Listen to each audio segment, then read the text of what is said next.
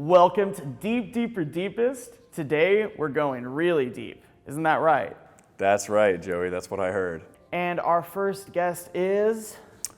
I'm Sachal. I'm here with... Kelly. And I'm here with... Emma Clark. And Sachal is going to describe himself using only 5 adjectives. Okay, I would say kindness. I think I'm very dedicated. Number 1, blonde. Okay, I would say empathetic. I think I'm very thoughtful. Number 2, willing to try new things. Faithful. I think I'm funny. I am very stern about that. Bold in my beliefs. Energetic. I think I'm outgoing. Tall-ish. And short. I'll throw in friendly too, as my 5th adjective. Active in the community. So today we're going to get things started off with our deep question, which is, what makes a conflict feel resolved? That's a good question. I would say, in my perspective, what makes a conflict feel resolved is when there is an understanding from both parties that basically you just kind of have this like common understanding of like how you got here, what happened, and you have each taken responsibility for what had occurred, and you both know how to move forward. Because at least in my mind, that's how I know a conflict is resolved. If you know what happened, you know like what came from it, and you've learned, and you can move on, and that you both are in that headspace of like, you know, you learn and you grow, that kind of thing. I'm actually doing a research paper about conflict right now. That's crazy. Fitting. I actually didn't know that. This is fitting. I think it feels resolved when you feel heard. I think when you feel like your opinion has been heard and it's actually been taken into account, and you feel as though change is going to happen based on whatever the situation is and whatever your response is. I think once you feel cared for and taken care of and valued is one big thing of how it will feel resolved. Okay. Yeah. A mutual understanding of both ideas, even if they remain conflicted, as long as, a conflict between people, it starts with ideas and it becomes personal. Okay. And then once you understand each other's feelings, the ideas can remain the same. And I think that still it gives the feeling of a resolution. What makes a conflict kind of like linger or stay a little bit, or never like really fully feel resolved? That's a great question. I definitely think that it occurs when there's a lack of communication, especially when one party's communicating and the other one isn't. And that can really make conflict linger on because, one party thinks that everything's resolved and they keep going with life, as normal. But then the other person, is still living with like that tension or, just like this urge to like say something. And that can really just linger and create conflict later on, where this other person feels neglected while the other person feels like things are resolved. There are some things that people can't agree on. Okay. There are some lifestyle things that, because of predisposition or life experience, you just won't find common ground on. That is what makes a conflict linger. I think it feels unresolved or lingered if you bring it up and it's just completely dismissed for some reason.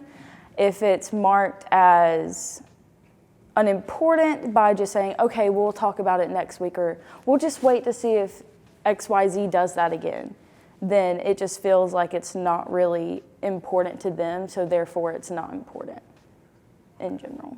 So that's a good answer.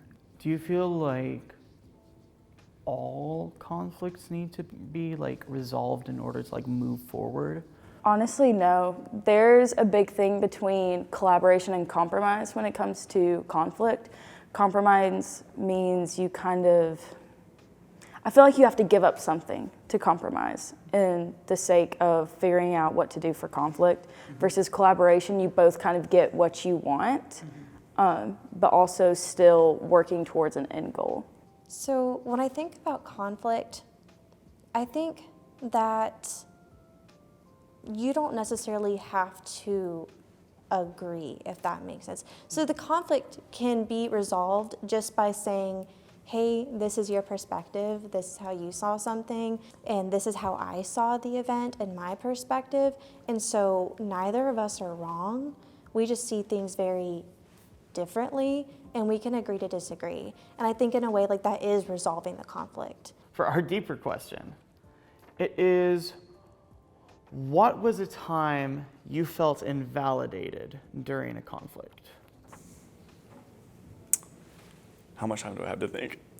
One time that I personally had felt invalidated during a conflict was when I experienced something in this like event in particular, and I had reached out to the friend who I was having this conflict with, and I was saying like, hey, you know, this happened.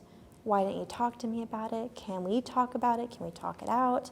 And they definitely made me feel invalidated by not even like acknowledging my existence. Yeah. And they just immediately picked up their phone and just started texting other people saying like, oh, by the way, she found out. Oh. And so it wasn't even like, and that's when it broke my heart, because I realized like, oh, they didn't really even care how I felt. They just didn't want me to find out. Yeah. There's so many to choose from. There was something I really wanted to do. I wanted to go for a certain job one time. And the person I was dating at the time was not happy about me wanting to take that position because I would have less time to spend with them.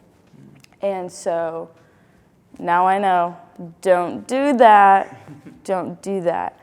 I felt like my needs and my wants just were completely pushed away because they were worried about what was going on with them. In more recent times, a small conflict that still remained a disagreement that made me feel invalidated was between me and my academic advisor. I was struggling with some content in the course, and so naturally I went to my advisor and I was seeking advice. And he encouraged me to drop the class instead of helping me, which is what I was there for. Right. And I could have dropped, but I didn't want to. No. And his initial jump to encourage me to completely dismiss the problem and not work towards it, I think that made me feel invalidated. So when that happened to you and when you experienced that like invalidation, were there other places that you kind of like sought validation? Did you find it? I definitely did. Like, I had a really phenomenal RA at the time, and I really sat down, I talked to her about it, and she was so sweet and just like a really great listener and really helped to get me through that. But also I had some really phenomenal professors as well, and they really just validated my feelings, validated how I felt, and really kind of helped me push forward, because sometimes it's hard to move forward when you don't get the resolution that you want. And you know, in your mind you're like, oh, like you feel the conflict lingering on because there wasn't that discussion and there wasn't that final resolution on how things should end. But there's kind of a way to, at least they helped me get closure, my own sort of closure, without anyone else involved. My roommates, I lived in the 6th person in Ford for the first 2 years here. Yeah, lots, guys. It was a lot. But it was the biggest blessing in disguise because I had it felt like a little army behind me rallying for me. And they got to see what it was like on the other side since I lived with them and I was in a long distance relationship. So they were really able to support me when I needed it, and they still uplift me to this day. So it's really nice.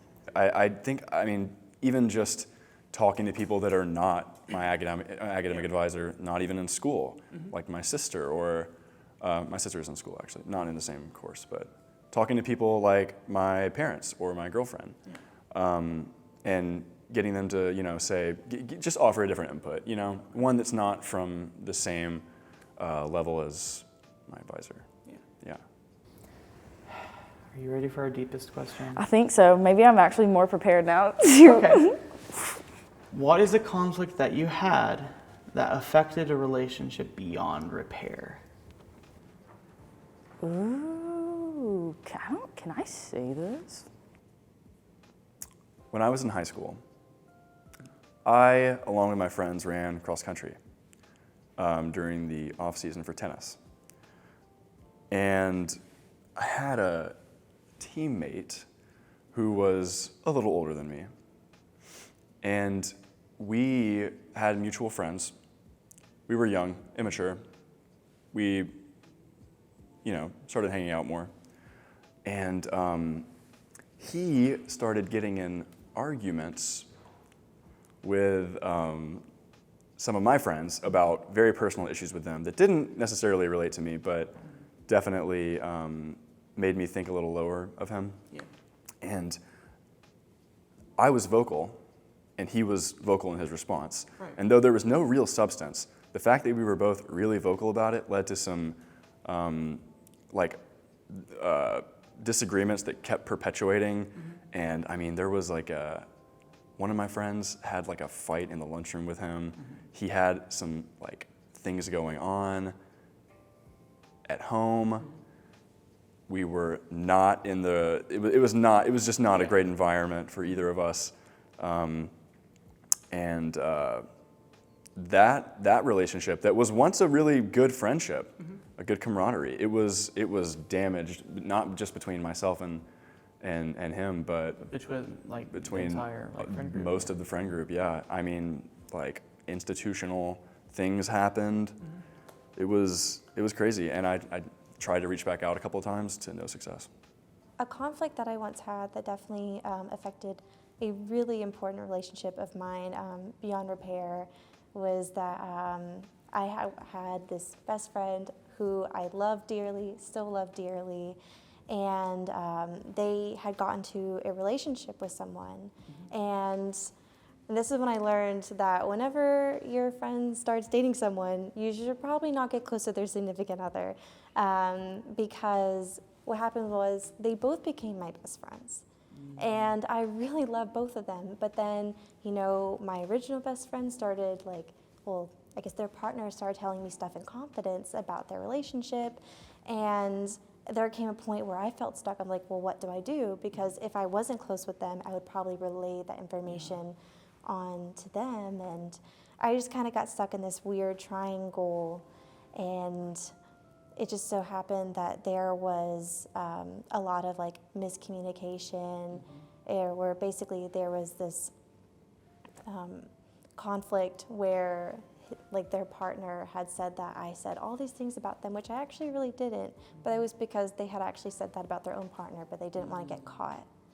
So it was just, I don't know, it was a really messy situation, and it just made me realize in the future I definitely need to have boundaries, and I need to protect myself. And when they're your best friend, just stick with your best friend. Do not be best friends with their partner, because more than likely if they break up, it's just something always gets messy. At my internship, I was being mentored by a staff member there. And she had a psychotic break one day. It's not funny. And it just really turned my world upside down. And she tried to apologize to me about her behavior and other things that occurred, but it just straight up was I can't work under a person like that. So the way they were treating you? Yeah. Okay. It was crazy. It was one of the craziest things I've ever seen. I hope I never see something like that again. I know sometimes people who feel that way, it's just an explosion of emotions, but it wasn't the first time something like that had happened, so I no longer felt comfortable working under that person. And so seeing that, I was like, okay, I don't care how much you apologize for your behavior or about what you said or how you handled things in a professional environment, we are not going to be working together more. We're not going to be in contact anymore. Do you have to keep working under this person for? No, she has not been back. So, yeah. Okay. So looking back on that situation, do you think of something that like either like you or them or their partner could have done to like kind of veer things more in the right direction? So like I addressed, like I think that I also play like a fault into this because I should have, you know, respected that boundary, that that's their relationship, and like I shouldn't have been close to like both parties. I should just stay close to like my one best friend. But also I think that like, you know, on their end, just having that open communication, and also like with my original best friend and then hearing like all this information on like what I had quote unquote said, I would have really appreciated them like coming up to me saying, hey Kelly, like I heard that you said this about me, because I would have loved to have like discussion about it, because in my heart and like those aren't things I said, but it just really hurt my feelings that they just really took it to heart and didn't even ask me. They just kind of assumed it being true, and then it kind of makes you sad when you really think like they think that low of you to not even ask you. If myself, if any of us were to see each person as an individual and not as this person's friend or this person's friend, we wouldn't start associating their identity with the identity of everyone else and all these characteristics, and we wouldn't get so heated, so upset about it. And it just, you know, I think it could have prevented some ugly things. The situation that sparked it was not even business related. It was personal. And I think she maybe should have stepped out or just left for the day, being like, hey guys, I'm not feeling too great. Let me excuse myself. Crazy stuff. I don't know. It was shocking. But yeah. It's valid. If there's like anything that you would want to say to him, what would it be? I would want to tell him that he is a cool and successful person, and that nothing is, you know, it might be controversial to say, but I think it's ignorant not to forgive everyone at a certain point. That's what I would say to him, and I think that I would be optimistic about how he would receive that now. I think I would. Yeah. I still love them, and I still care for them, and I will always be doing that from afar. And that I hope that one day in the future, maybe there can be some sort of reconciliation. However, I don't really see that in the near future, but I just hope that one day, like, they can maybe open their hearts up and realize, oh, like, maybe it wasn't all this one person's fault. Like, maybe it was like a combination of all parties and that we were all in the wrong, if that makes sense. I think I would have said I felt disrespected because I was here to work in a professional environment, and the way she had acted the last few months was just not what I'm here for. I also definitely would have left when that happened. Guys, if you're in that situation, leave. Again, leave. Don't stay in the office and be like, scary. So. Well, thank you so much, Sachal, for being on the show and sharing your stories with us. This has been the show. Thank you all for watching Deeper, Deepest.